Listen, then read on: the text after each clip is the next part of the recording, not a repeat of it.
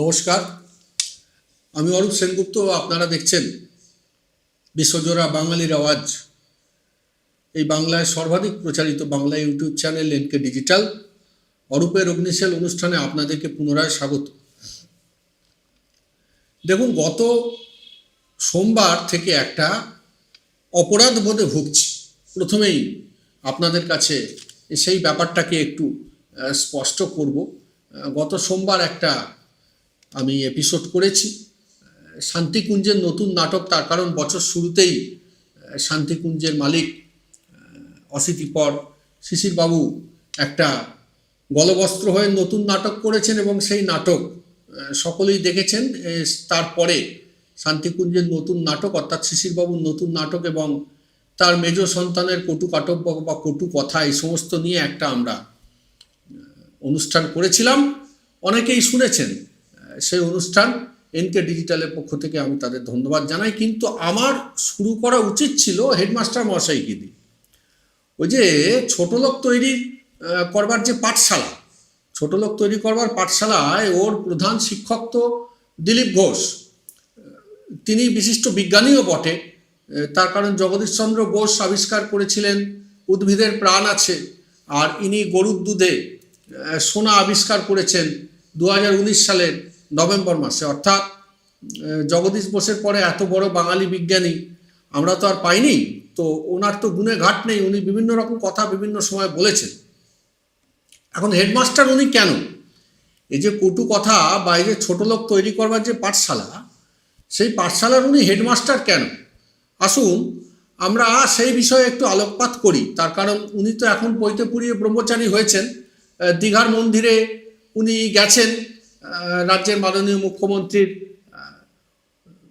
আমন্ত্রণ পরে উনি গেছেন মন্দিরে, খুব ভালো। তার কারণ ওটা উনি তো এখন নিজের দলে ব্রাত্য হয়ে পড়েছেন। এই গতকাল আজ এই যে চলছে এখন মাননীয় প্রধানমন্ত্রীর সফর, তাতেও বোধহয় উনি ডাকটাক পাননি। তো যাই হোক, তো নিজের দলে ব্রাত্য হয়েছে, এটা চাপ বাড়ানোর কৌশল হিসেবে উনি গেছেন, আমরা এগুলো সব জানি। 1984-তে উনি আরএসএসের প্রচারক ছিলেন। আন্দামান নিকোবরের দায়িত্বে ছিলেন উনি 1999 থেকে 2007, দীর্ঘ অনেকগুলো বছর। এবং 2007-এর পরে কিছুটা লালন পালন হওয়ার পরে এই প্রোডাক্ট 2014-তে আরএসএস দিল ভারতীয় জনতা পার্টিকে। উনি হলেন পশ্চিমবঙ্গের সাধারণ সম্পাদক। অ্যাকচুয়ালি আরএসএস তাদের বিভিন্ন যে বিদ্যালয় আছে, সেই বিভিন্ন বিদ্যালয়ে যা ছোট লোক তৈরি করেন বা ছোট লোক প্রডিউস করেন, সেই প্রোডাক্টই তো পরবর্তীকালে ভারতীয় জনতা পার্টিতে আসে। তো উনি সাধারণ সম্পাদকের পরে 2015-তে পশ্চিমবঙ্গের সভাপতিও হলেন। আর 2016-তে উনি খড়গপুর সদর থেকে জিতে রাজ্য বিধানসভায় গেলেন। এরপরে 2019-এ উনি মেদিনীপুর লোকসভা আসনে জয়লাভ করেন এবং ভারতবর্ষের সংসদে প্রবেশ করেন। এইবারে আসুন, এটা তো গেল ইন এ নাটসেল, এক কথায় ওনার পরিচয়।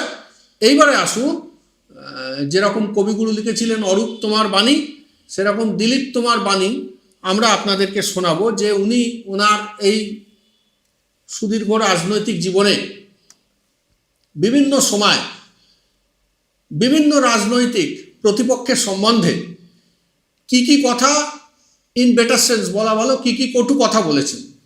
নদিয়ায় একটা মিছিল করবার সময় একটা রোগী সহ অ্যাম্বুলেন্স উনি ঘুরিয়ে দেন। মিছিলকে সরিয়ে দিয়ে সাধারণত আমরা দেখেছি যে কোনো রাজনৈতিক দলেই, বিশেষত এই বাংলায় একটা সৌজন্য থাকে দলমত নির্বিশেষে, যে অ্যাম্বুলেন্স যদি আসে তাহলে রোগীর স্বার্থে এবং তার প্রাণ বাঁচাবার স্বার্থে। আমরা বিভিন্ন রাজনৈতিক নেতৃত্বকে দেখেছি বা মিছিল থেকে বিভিন্ন রাজনৈতিক কর্মীদেরও দেখেছি বহু সময় তারা অ্যাম্বুলেন্সটিকে যাবার জায়গা করে দেন এবং সেইটাই প্রায়োরিটি পায় বা সেটাই অগ্রাধিকারের ভিত্তিতে হয়। কিন্তু দিলীপবাবু কী করলেন, উনি রোগীর সঙ্গে অ্যাম্বুলেন্স ফিরিয়ে দিলেন, বললেন অন্য দিক দিয়ে যাও, মিছিল এখন এখান দিয়ে যাবে, আমরা কোনো জায়গা টাকা দিতে পারবো না। তো পরে উনি সাংবাদিকরা প্রশ্ন করাতে বললেন যে ও তো তৃণমূল পার্টি ছিল অ্যাম্বুলেন্স, মানে অ্যাম্বুলেন্সে তৃণমূলের রোগী ছিল, এটা উনি হয়তো বলতে চেয়েছিলেন, বা উনি আর অন্য কি মিন করেছিলেন আমি জানি না, কিন্তু এটা উনি করেছিলেন নদিয়ার মিছিলে। 2016 মে মাস যাদবপুরের ছাত্রীদের উদ্দেশ্যে উনি বললেন, নির্লজ্জ এবং নিম্ন রুচির সর্বদা যাদবপুরের ছাত্রীরা পুরুষ সঙ্গী খোঁজে।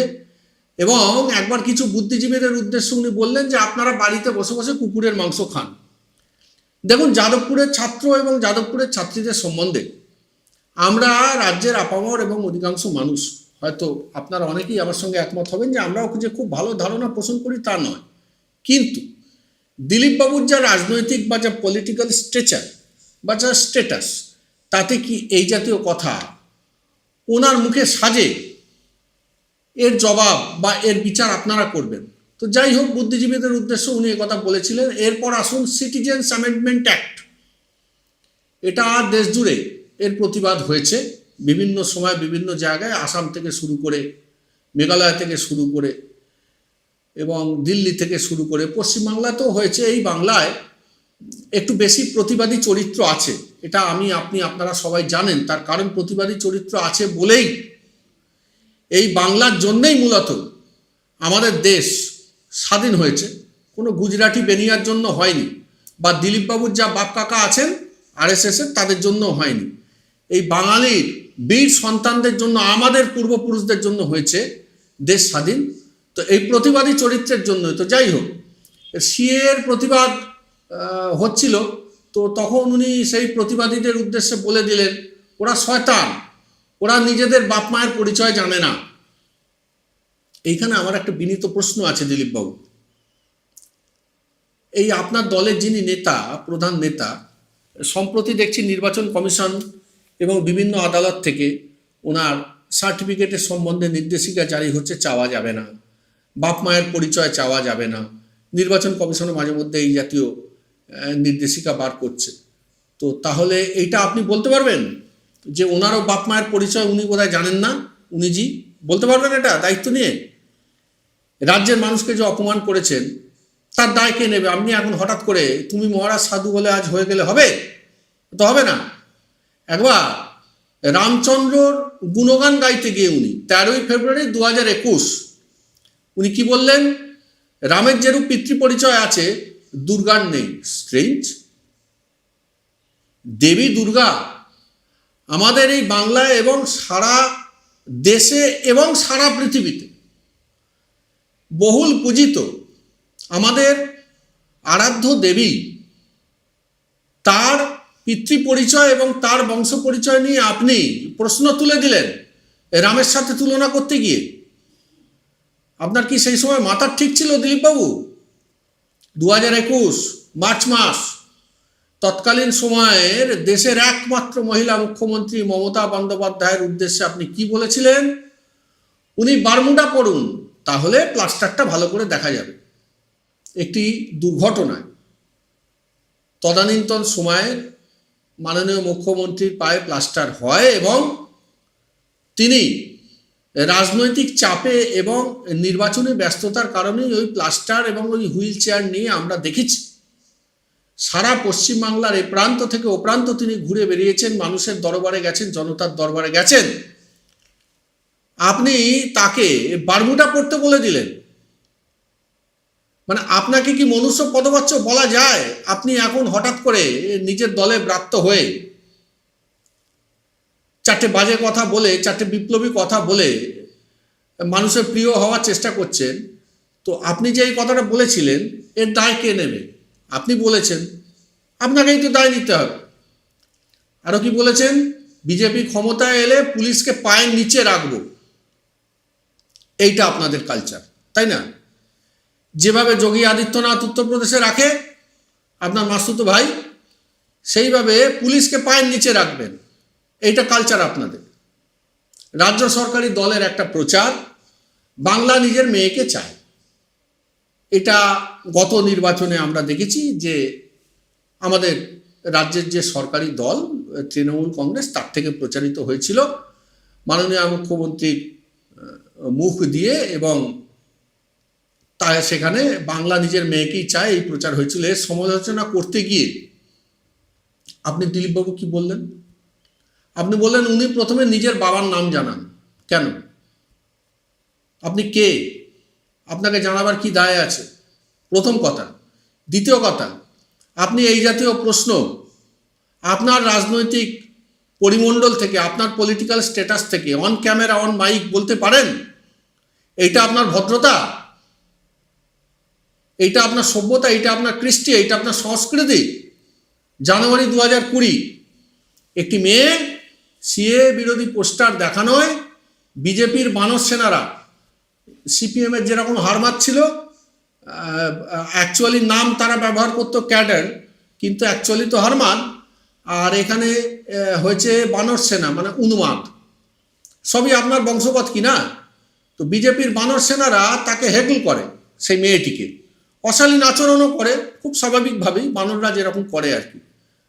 আপনি পরে সাংবাদিকদের উদ্দেশ্যে বলেন যে ওর ভাগ্য ভালো যে আর কিছু করেনি। অবাক কথা, একটা রাজ্যে আপনি জনতার দরবারে গিয়ে বলছেন আমাদেরকে ভোট দিন, আমরা রাজ্যের সরকার প্রতিষ্ঠা করব, আর রাজ্যের একটি মেয়ে, একটি মহিলা, তার উদ্দেশ্যে বলছেন যে ভাগ্য ভালো ওর বাপের যে আর কিছু করেনি। আপনাকে ভোট দেবে মানুষ, আপনার দলকে ভোট দেবে, আপনি সাধু হয়েছেন, তাই না? 2020 মার্চ কি বললেন?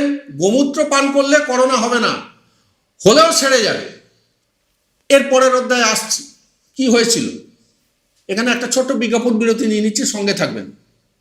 জয়গুরু রত্নভান্ডার জ্যোতিষীমা, এখানে গোল্ড মেডেলিস্ট জ্যোতিষী বসেন। হাই কোয়ালিটির আসল গ্রহরত্ন সবচেয়ে কম দামে এখানে পাওয়া যায়। স্থান বেলঘড়িয়া, রানী পার্ক, বটতলা, 2 নম্বর রেলগেটের নিকটে। 9681345722 এবং 9007778922। এবার সাধ্যের মধ্যেই হবে মধ্যবিত্তের স্বাদ পূরণ। নতুন বাড়ি, নতুন স্বপ্ন, সুখের নতুন অধ্যায় শুরু হোক এই উৎসবে। Ashoka group, রিডিফাইনিং realty. ফোন করুন 9163502850। নমস্কার, ফিরে এলাম বিজ্ঞাপন বিরতির পর। যেখানে ছিলাম, আপনি বললেন গোমূত্র পান করুন, গোমূত্র পান করলে করোনা হবে না, যদিও বা হয় তাহলে সেরে যাবে। তা আপনি গোমূত্র পান করতে করতে ওই মার্চ মাস থেকেই গোমূত্র পান করতে শুরু করেছেন হয়তো। তখন আপনি যেটা নিদান দিয়েছেন সেটা নিশ্চয়ই করেছেন, as we all of us no যে চ্যারিটি বিগিনস অ্যাট হোম। তো 16ই অক্টোবর 2020 ওই বছরেই নিজেই কোভিড আক্রান্ত হয়ে হাসপাতালে ভর্তি হলেন। তা আপনি গোমূত্র পান করে কিছু সুবিধা করতে পারেননি তো, মানুষকে যে নিদান দিলেন। মানুষ কি আপনার মতো পাগল এখানে বসে বসে গোমূত্র পান করবে আপনার কথা শুনে? 2016 ডিসেম্বর উনি বললেন বিজেপি যদি চাইতো পুলিশ দিয়ে ওর চুলের মুঠি ধরে টেনে আনতে। ওকে, রাজ্যের মাননীয় মহিলা মুখ্যমন্ত্রী চুলের মুঠি ধরে টেনে আনতে পারত, এটা আপনি বলেছেন অন মাইক, সবকিছু ধরা আছে। কি চলছে সারা দেশে? এ তো গেল আপনার অসভ্যতামির কথা, আপনার কটু কথার কথা। এবার কি চলছে সারা রাজ্যে, সারা দেশে? এখানে তো হাত ভাঙার নাটক হচ্ছে। আমি দেখছি, কিছুদিন আগে দেখলাম একজন সংবাদকর্মী, তিনি হাত ভেঙেছে, তো হসপিটালে গিয়ে দেখলাম উনি হাত ভেঙেছেন এক হাতে আর প্লাস্টার হয়েছে অন্য হাতে। তো এইসব নাটক আমরা দেখছি। আমি 2006 থেকে কিছু ঘটনার উল্লেখ করি, তাহলে সারা ভারতবর্ষ জুড়ে, অর্থাৎ আমাদের সারা দেশে বৈদিক সন্ত্রাস, হিন্দু সন্ত্রাস কিভাবে চলছে আমরা ছোটবেলা থেকে এতাবৎকাল যা দেখেছি। সন্ত্রাসবাদ প্রধানত সংগঠিত হতো, মুসলিম সন্ত্রাসী সংগঠিত হতে দেখেছি বিভিন্ন জায়গায়, কিন্তু অধুনা একটা বৈদিক সন্ত্রাস আমাদের চিন্তার কারণ হয়ে দাঁড়িয়েছে, ভয়ঙ্কর চিন্তার কারণ হয়ে দাঁড়িয়েছে সারা দেশ জুড়ে। ব্যাপারটা ফেলে দেওয়ার মতো নয়। 2006 মালেগাঁও বিস্ফোরণ, 18ই ফেব্রুয়ারি 2007 সমঝোতা এক্সপ্রেসে 2টো কোচে জোড়া বিস্ফোরণ, 68 জন মৃত। আঙুল ওঠে কাদের দিকে? হিন্দু মৌলবাদী গোষ্ঠী অভিনব ভারতের দিকে। 2007 আজমেরের সুফি মাজারে বোমা বিস্ফোরণ। আসুন, অমৃতকালের শুরু 2014 সালে মহারাষ্ট্রের সোলাপুরের বাসিন্দা মহসিন মোহাম্মদ সাদিক শেখ পুনের একটা আইটি ফার্মে কাজ করতেন ম্যানেজার হিসেবে। মসজিদ থেকে নামাজ পড়ে ফেরবার সময় পথে মেরে দিল হিন্দু রাষ্ট্র সেনারা রাত 9টার সময়। আমার কথা নয়, পুনে পুলিশের ধারণা অনুযায়ী তাদের হিন্দু রাষ্ট্র সেনার প্রধান ধনঞ্জয় দেশাইকে গ্রেপ্তার করা হয়েছিল। আমরা বলছি না, পুনে পুলিশ বলছে। 17ই জানুয়ারি আনন্দবাজার, এই সদ্য 17ই জানুয়ারি, কয়েকদিন আগে, তার দুদিন পরে আমি এই অনুষ্ঠান করছি। 17ই জানুয়ারি সকালবেলা আনন্দবাজার পড়ছিলাম, একটু এগিয়ে থাকবার প্রচেষ্টায়, তার কারণ ওরা সকলকে তো এগিয়ে রাখে এবং এগিয়ে থাকে। তো সদ্য হয়ে গেছে, দেখলাম ভেতরের পাতায় একটা সংবাদ বেরিয়েছে, সদ্য হয়েছে মহারাষ্ট্রের জালনা পুরসভার ভোট। জালনা পুরসভার ভোট হয়েছে, নির্দল প্রার্থী হিসেবে জিতলেন কে? শ্রীকান্ত পানগারকর। ইনি কে? এনার পরিচয়টা জেনে রাখুন আপনারা সবাই। সাংবাদিক গৌরী লঙ্কেশ খুন হয়েছিল তার বাড়ির সামনে। এই শ্রীকান্ত পানগারকর গৌরী লঙ্কেশ খুনের মামলায় প্রধান অভিযুক্ত হিসেবে জেলে ছিলেন, জামিন পেয়েছেন। বর্তমানে যে সকল সাংবাদিক তাদের নিউজ অ্যাঙ্কারিংয়ের বুমটাকে দলীয় পতাকা আর মতো করে হাতে নিয়ে ছুটছেন না ভারতীয় জনতা পার্টির মিছিলের সামনে, আপনারা যে কোনো মুহূর্তে গৌরী লঙ্কেশ হয়ে যাবেন। আর আপনাদেরকে যিনি মারবেন ওই শ্রীকান্ত পানগারকরের মতো, তিনি বীরের সম্মান পাবেন। যেরকম প্যাটিসওয়ালাকে মেরে দেশে পাঠিয়ে দেওয়ার পরে বীরের সম্মান পেয়েছেন একজন, ভারতীয় জনতা পার্টি এইসবই করে সারা ভারতবর্ষ জুড়ে। কিচ্ছু উন্নয়নের কথা নেই। আমি আসছি একটু পরে ইশতেহারে। হিন্দু মুসলিম হিন্দু মুসলিম হিন্দু মুসলিম রাজনীতিতে ধর্ম ঢুকিয়ে ঢুকিয়ে ঢুকিয়ে ঢুকিয়ে ধর্মের আফিম ঢুকিয়ে একটা যাচ্ছে তাই অবস্থার সৃষ্টি করেছেন সারা দেশ জুড়ে। এখন বাংলাকে লুটেপুটে খেতে এসছেন। এখানকার যে সাংবাদিক কুল আছেন, প্রধানত মেন স্ট্রিম মিডিয়ার, সাবধানে থাকুন। আপনারাও যে কোনো মুহূর্তে গৌরী লঙ্কেশ হতে পারেন। তখন কিন্তু কেঁদে কুল পাবেন না। আর এইবার কি পেলাম, উপসংহারের দিকে আসছি আজকের অনুষ্ঠানে। কি পেলাম? বারে বারে তো রাজ্যে আসছেন উনিজি, আর উনিজি এসে খালি বলছেন কিছু হয়নি কিছু হয়নি কিছু হয়নি বলে উনি বাজার গরম করছেন। ওনার সাথে ভিন রাজ্য থেকে আরও কিছু লোকজন আসছেন এবং যত নির্বাচন এগিয়ে আসবে এই আশা বাড়তে থাকবে। নির্বাচন চলে যাওয়ার পরে ফুস আর খুঁজে পাওয়া যাবে না। তখন দেখবেন খালি সংবাদপত্রে আমরা দেখব বাড়ির টাকা দেয়নি, 100 দিনের টাকা দেয়নি, বাঙালিকে বঞ্চনা, এইসব দেখব। কিন্তু এখন তো আসছেন আর বাজার গরম করছেন। আমি 2024-এর অ্যাকচুয়ালি একবার আপনারা বিচার করুন। ওনারা তো খালি বলছেন এইটা হয়নি, তৃণমূল এইটা করেনি, সরকার ওইটা করেনি। যাই হোক, তো রাজ্য সরকার কি করেছেন আর কি করেননি এটা নিয়ে খুব শিগগিরই একটা এপিসোড হয়তো আমিও করব।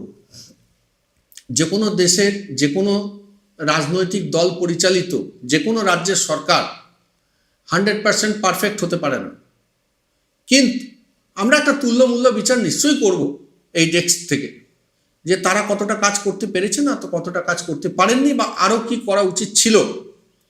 কিন্তু আমি ভারতীয় জনতা পার্টি 2024-এ যে ইশতেহার দিয়ে এসছে আর একবার ক্ষমতায় সারা দেশে, কি লিখেছেন? মোদি কি গ্যারেন্টি ফর নারী শক্তি, 17তম পাতায় মোদির গ্যারেন্টি নারী শক্তি।